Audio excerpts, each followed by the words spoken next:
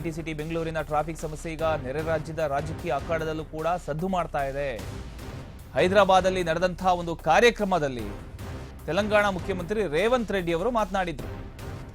ಬೆಂಗಳೂರಿನ ಟ್ರಾಫಿಕ್ ಮತ್ತು ಮುಂಬೈ ಚೆನ್ನೈನ ಮೂಲಸೌಕರ್ಯಗಳ ಕುರಿತು ವ್ಯಂಗ್ಯವಾಡಿದ್ದಾರೆ ಅವರು.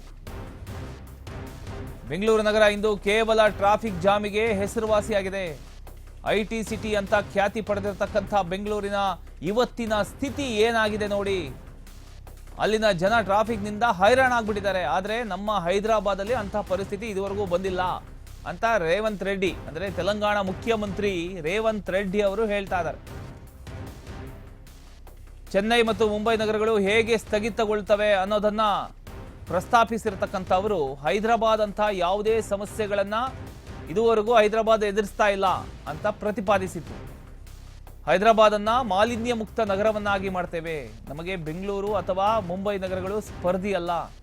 ನಮ್ಮ ಸ್ಪರ್ಧೆ ಏನಿದ್ರು ಸಿಂಗಾಪುರ ಮತ್ತು ಟೋಕಿಯೋದಂತಹ ಜಾಗತಿಕ ನಗರಗಳ ಜೊತೆಗೆ ಅಂತ ಅವರು ಘೋಷಣೆ ಮಾಡಿದ್ದಾರೆ. ಇದೀಗ ಈ ಒಂದು ಹೇಳಿಕೆ ಕನ್ನಡಿಗರ ಮತ್ತು ಕರ್ನಾಟಕದ ರಾಜಕೀಯ ನಾಯಕರ ಒಂದು ಆಕ್ರೋಶಕ್ಕೆ ಕಾರಣ ಆಗ್ತಕ್ಕಂಥ ಸಾಧ್ಯತೆ ಕೂಡ ಎಲ್ಲೋ ಒಂದ್ ಕಡೆ ಕಂಡು ಬರ್ತಾ ಇದೆ.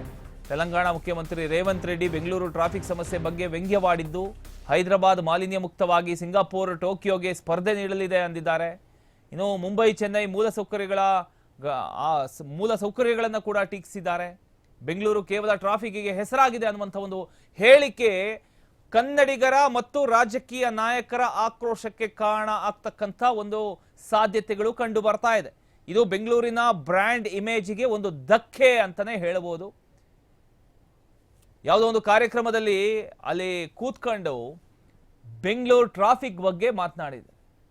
ನಮ್ಮ ಟಾರ್ಗೆಟು ಬೆಂಗಳೂರು, ಚೆನ್ನೈ, ಮುಂಬೈ ಇದಲ್ವೇ ಅಲ್ಲ. ನಮ್ಮ ಟಾರ್ಗೆಟ್ ಏನಿದ್ರು ಸಿಂಗಾಪುರ, ಟೋಕಿಯೋ, ಅದೇ ನಮ್ಮ ಟಾರ್ಗೆಟ್.